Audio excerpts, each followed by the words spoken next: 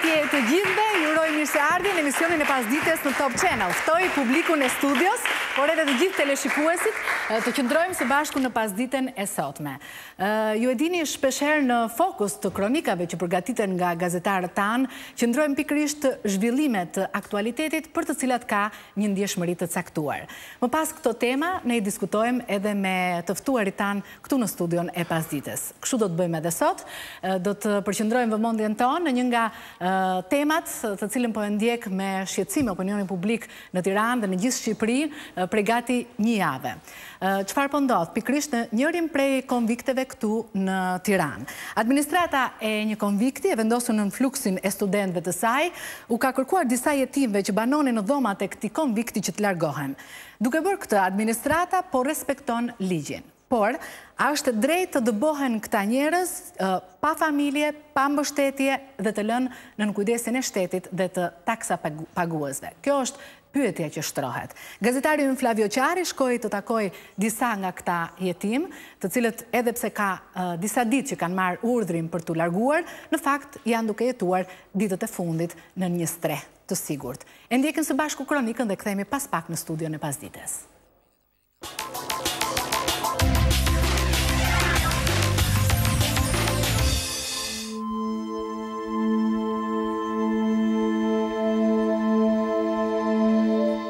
Këto ditë, në ndërgjegjen kolektive, disa njolla janë shkaktuar nga lajmet për dëbimin e disa jetimëve nga konviktet e shkollës teknologjike në Tiranë. Ky zotëri quhet Artan, është kryefamiljar i një familje me shumë probleme. Megjithatë, ai e ka një familje. Ai është rritur jetim.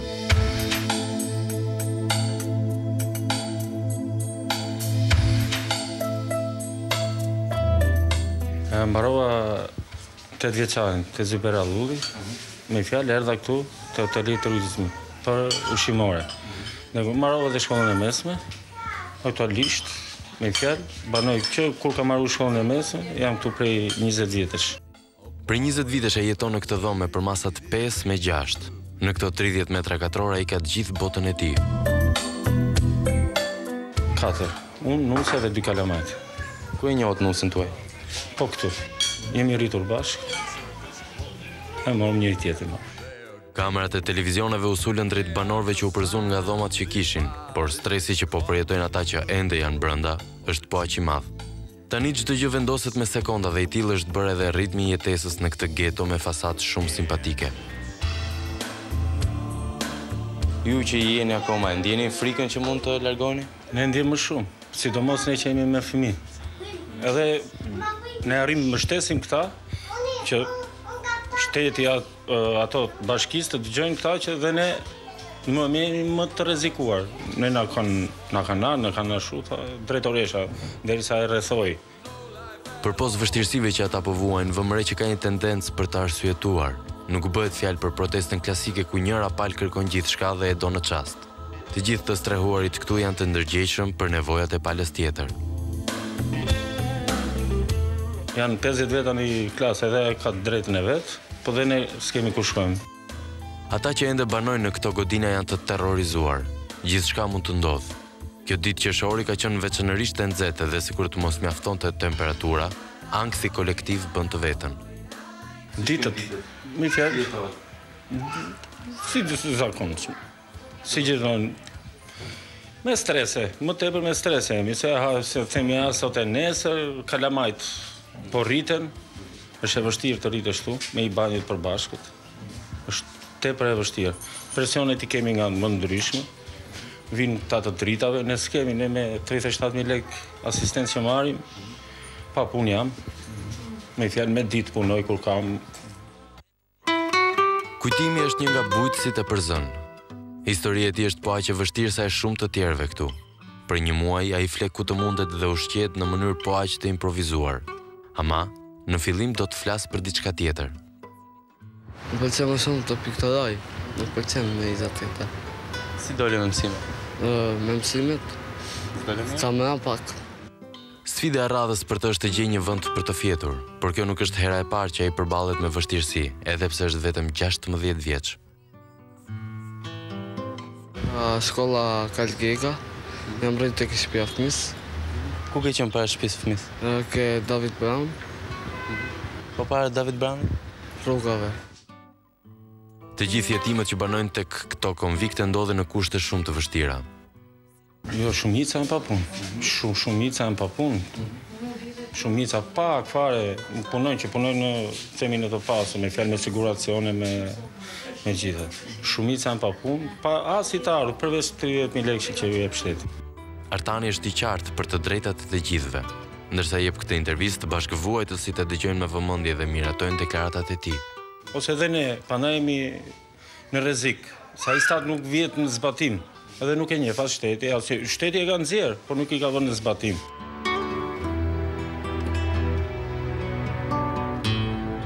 Me të mbaruar shkolla, kujtimi u nxorr jashtë nga dhoma e tij. Kur të kanë nxjerrë nga konvikti? Këto para 1 muaj. Ku e kishe dhomën? Kam thënë ke më 4 ditë, ke e gjami. Kosa e kavati aty. Ç'kuptim do të kishte të pyesje kujtimin për kujtime të bukura? Na tregon që i kujtohet kur kishte familje, ama ishte shumë i vogël. Do të mjaftonte sot për ta gëzuar një vakt për të qenë, thjesht një vakt i mirë. Për të ushqyer te menca? Pak, ke menca. Si gatojnë? Ata? Mirë. Ha? Ishte? Pa, e lejnë. Ata ka një aty vjetë që i kanë lënë aty në magazin. Pse s'haje para ditët? Nuk më japin, ja. S'japin më? Nuk e di. Kujtimin, përveç se në dhomë, nuk e lën as të futet në mens, por kjo është një pjesë e vështirësive që po hasin të gjithë. Në shkollë dhe ju takon, kur marrë shkollën, menca do të ekzistoj. Konvikti do të ekzistoj, si ka ekzistuar për ne. Me fjalë është i vetmi vit që kjo gjë ndodh, nuk ka ndodhur kur më përpara. Në 30 vite ju keni pasur probleme tjera me çezin, për fatura? Jo, asnjëherë, era parë që ndodh. Era parë që ndodh, ne s'kemi drejtë t'i paguajmë, se nuk na kanë vënë sahat as gjë. S'kemi sahat ne.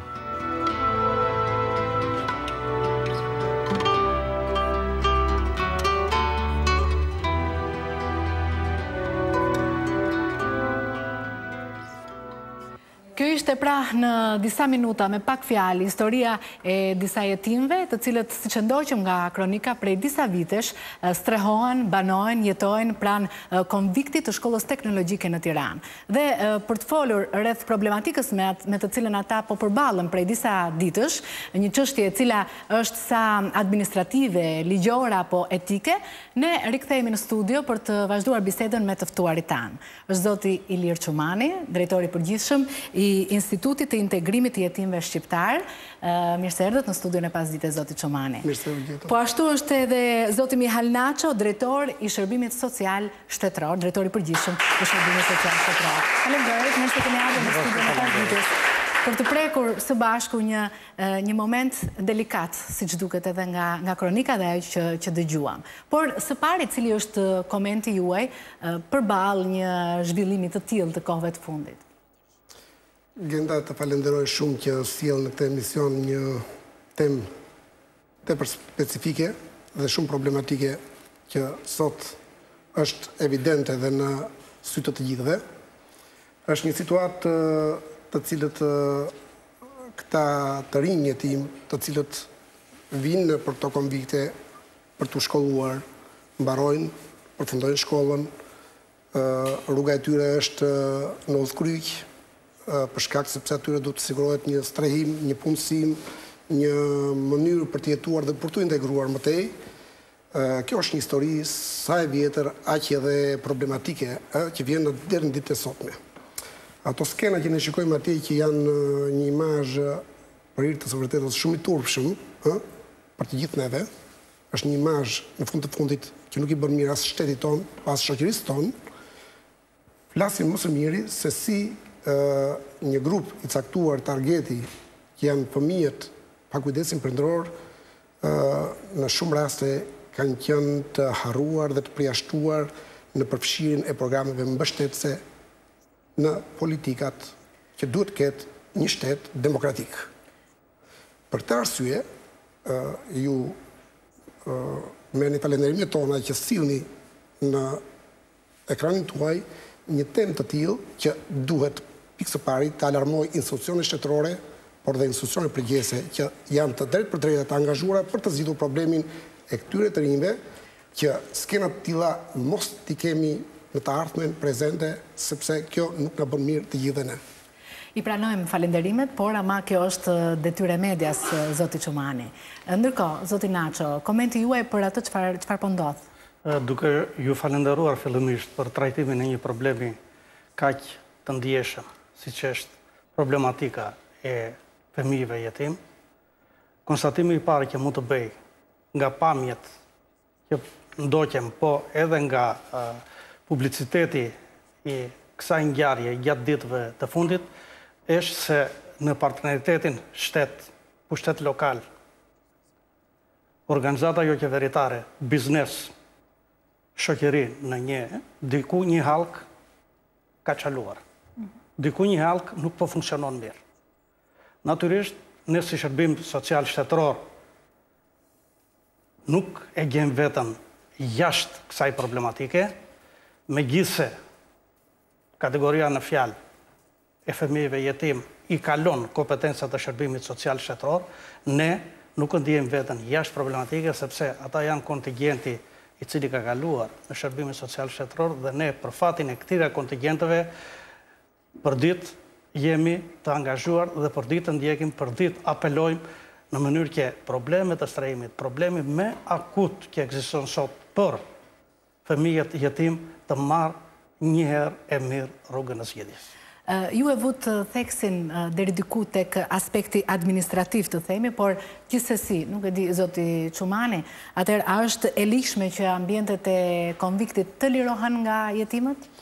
Sigurisht është e drejtë vendimi që ka marrë administrata e këtij institucioni, është shumë i drejtë, sepse këto konvikte kanë një destinacion. Destinacioni i tyre është mbi popullimin e tyre ose popullimi i tyre me fëmijët që vijnë shkollohen nga rrethet, është konvikt. Ku parashikohen që atje të strehohen fëmijë të moshës 14 deri në 18 vjeç që përfundojnë arsimin e mesëm.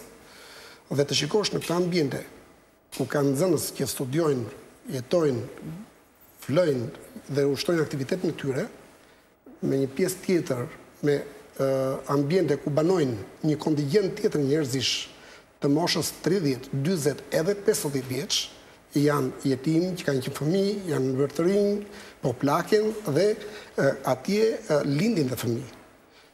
Dhe çfarë mundet që të japin këta me pamjen e tyre, çfarë shembull duhet të sjellin këtyre nxënësve me jetën e tyre që bëjnë në një situatë tepër alarmante, në kushte të jashtëzakonshme të vështira, do të thënë që në atë institucion jetojnë gati 30, 40 të rinj jetim, të cilët bëjnë një jetë tepër të vështirë dhe kanë kthyer në geto. Çfarë shembulli duhet të japin këta të rinj për pjesën tjetër të fëmijëve që i shikojnë dhe situata është tepër alarmante.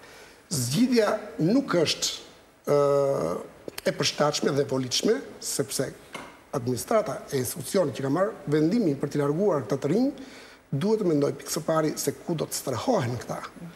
Ne e kemi vënë tekstin më përpara që mungon bashkëpunimi kapilar midis institucioneve të pushtetit qendror dhe pushtetit lokal. Tashmë duhet të dinë që të gjithë që kompetencat për administrimin e qendrave të tilla që ofrojnë shërbime për fëmijët pa kujdes prindëror, për të rinj pa kujdes prindëror, i kanë pushteti lokal. Komunat dhe njësitë vendore.